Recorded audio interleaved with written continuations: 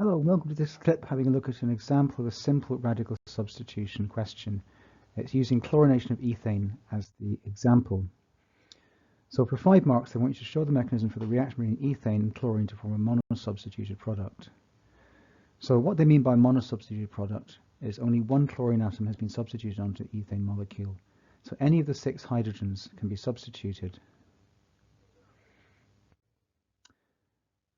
So the overall equation using displayed formulae is shown here, but that's not what they're after. They want the mechanism.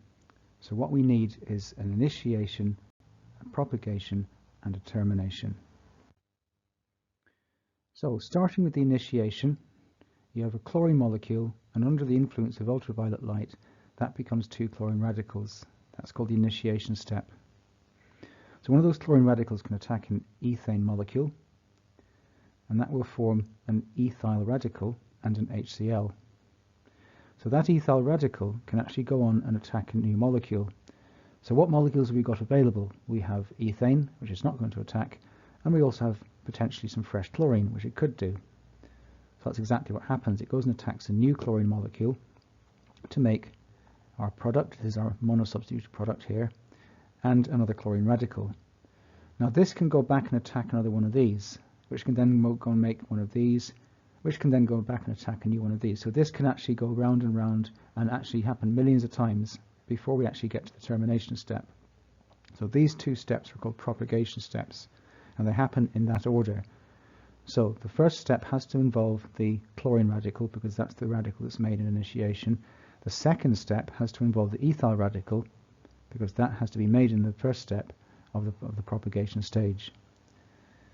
So finally what will happen is the various radicals that are floating about will bump into each other and combine to make molecules. So one possibility is the formation of our chloroethane. This again is our monosubstituted product. Another possibility could be 2 ethyl radicals coming together to make a butane molecule. That's another termination step. And the final termination step is 2 chlorine radicals finding each other again to make Cl2.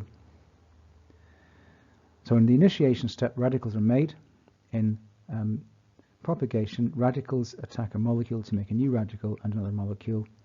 And then in termination steps, 2 radicals, it can be the same as each other or 2 different types, can combine to make a molecule, and then the reaction stops. Okay, hopefully this has been a useful introduction to the radical substitution mechanism using a fairly simple example. Until next time, thanks for listening and see you soon.